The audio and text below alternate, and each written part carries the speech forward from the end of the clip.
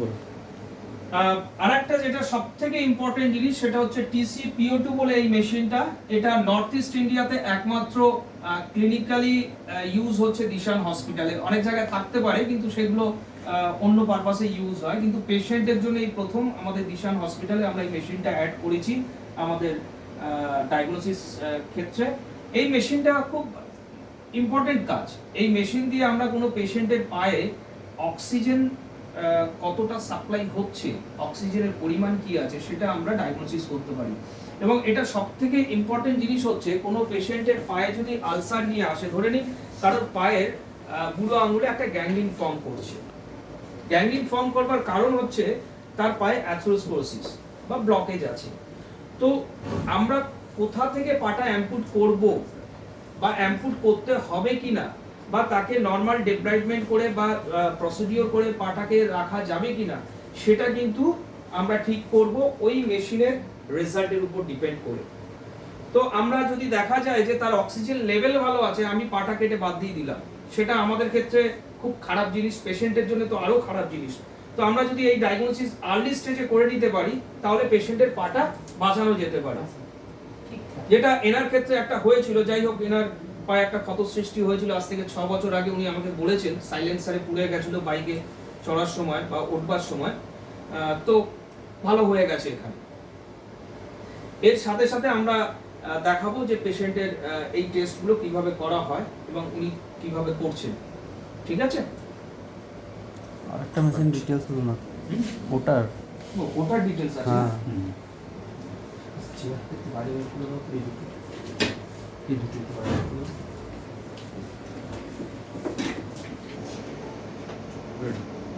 আরেকটি খুব ইম্পর্টেন্ট জিনিস যেটা আপনাদের সাথে শেয়ার না করলেই নয়, এবং সব থেকে বেশি পরিমাণে মানুষ অর্থাৎ ডায়াবেটিস পেশেন্ট এই সমস্যায় ভুগছেন সমস্ত পৃথিবী জুড়ে, সেটা হচ্ছে যখনই কোনো পেশেন্টের ডায়াবেটিস হলো অথবা দীর্ঘদিন ধরে আছে বা আনকন্ট্রোল আছে, তো তার পায়ে যে নিউরোপ্যাথি স্টার্ট হচ্ছে, তো ডিউ টু এই নিউরোপ্যাথি তার পায়ে স্ট্রাকচারাল ডিফর্মিটি হতে থাকে বা শুরু হয়ে যায়। তো আমরা অনেক ক্ষেত্রে দেখি যে পেশেন্টের পায়ের নিচে কন অর্থাৎ বাংলায় গুপো বলা হয় বা হিন্দিতে গুলাটি বলা হয়। এই গুপো খুব ডেঞ্জারাস জিনিস। প্রথমে কি হতে থাকে আমাদের ক্ষেত্রে, কাছে এই পেশেন্ট একটা এক্সাম্পল আমি একটু দেখাতে বলবো। এইখানে ওনার যে পায়ের যে জুতো পরছেন, তো পায়ের যে স্ট্রাকচারাল ডিফর্মিটি আছে, ওনার পায়ের আর্চের পরিমাণ অনেক কম। তো এইখানে যে প্রেসার পড়ছে এটাকে বলা হয় ক্যালাস বা হার্ড স্কিন। আস্তে আস্তে কিন্তু এটা কনে পরিণত হবে, এবং ওনার পায়ের যেহেতু সেন্সেশন কম আছে সেই কারণে পরবর্তীকালে এই গুপো থেকে ওনার ক্ষত সৃষ্টি হতে পারে বা ডায়াবেটিক ফুড আলসার হতে পারে। সমস্যাটা হচ্ছে এবার এখানে আলসারটা যদি হলো, আলসারটা হবার পর উনি যদি এই জায়গাতে প্রেসার দিয়ে হাঁটা চলা আরো করেন, তখন কি হবে, এই আঙুলটা এই পাটা পুরোপুরি পচতে শুরু করে দেবে, ঘাটা সারবে না। এটা একটা বড় কারণ ডায়াবেটিক ফুড আলসার হওয়ার কারণ। তো আমরা দিশানে যেটা করেছি, টোটাল ডায়াবেটিক ফুড অ্যানালাইসিস, অর্থাৎ ডায়াবেটিস পেশেন্টের পায়ে কতটা প্রেসার পড়ছে, কোন জায়গায় পড়ছে, এটাকে যদি আমরা ডায়াগনোসিস করতে পারি তাহলে খুব আর্লি স্টেজে ওনাদের যে জুতো বা ফুটওয়্যার আছেন সেটাকে যদি আমরা মডিফাই করে দিতে পারি, দ্যাট ইজ কাস্টমাইজ ফুটওয়্যার বলা হয়, এবং কিছু স্পেশাল মেটেরিয়াল দিয়ে যদি সেই জুতোটা তৈরি করে দিতে পারি, তাহলে কিন্তু পায়ের এই কর্নের যে সমস্যা বা গুপোর যে সমস্যা অনেকটা প্রিভেন্ট করানো যায়।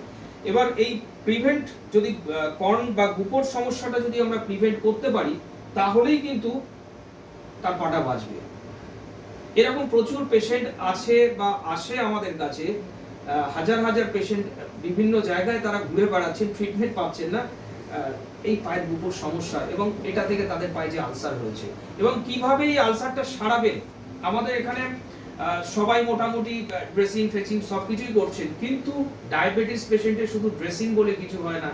যেখানে নেক্রোটিক টিস্যু আছে বা ডেড স্কিন আছে বা ডেড সেল আছে, সেগুলোকে পরিষ্কার করতে হবে, এবং তার সাথে সাথে সেই ক্ষতটাতে প্রপার মেডিসিন বা অয়েন্টমেন্ট এসব লাগাতে হবে। এবং তার থেকেও বড় জিনিস হচ্ছে সেই জায়গাটাকে যদি আমরা অফলোডিং না করি, অর্থাৎ যে জায়গাতে যে উন্ডে প্রেসার পড়ছে সেটাকে যদি আমরা অফলোড না করি, অর্থাৎ সেই জায়গাটাকে রিলিফ না দিই, তাহলে কিন্তু ক্ষতের পরিমাণ বা ঘায়ের পরিমাণ বাড়তে পারে।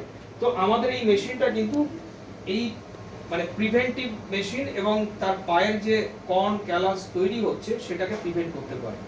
এবং পায়ের যে স্ট্রাকচারাল ডিফর্মিটি হচ্ছে আমরা এই মেশিনটা দিয়ে এবং তার গেট অ্যানালাইসিস করে, অর্থাৎ সে কিভাবে হাঁটছে, কোথায় কোথায় পায়ে প্রেসার পড়ছে, সেই অ্যানালাইসিসটা আমরা যদি আর্লি করে ফেলতে পারি তাহলে তাকে আমরা প্রোটেক্ট করতে পারি। তো এটা আমাদের বডি স্টার্ট বলে মেশিন, এবং এটা পায়ের যে প্রেসার, ফুট প্রেসার, সেটাকে আমরা অ্যানালাইসিস করছি। এবার আমরা দেখাবো কোন মেশিনের কি কাজ এবং কিভাবে কাজ করা হচ্ছে, কিভাবে টেস্ট করা হয়, এটা আমরা দেখাবো।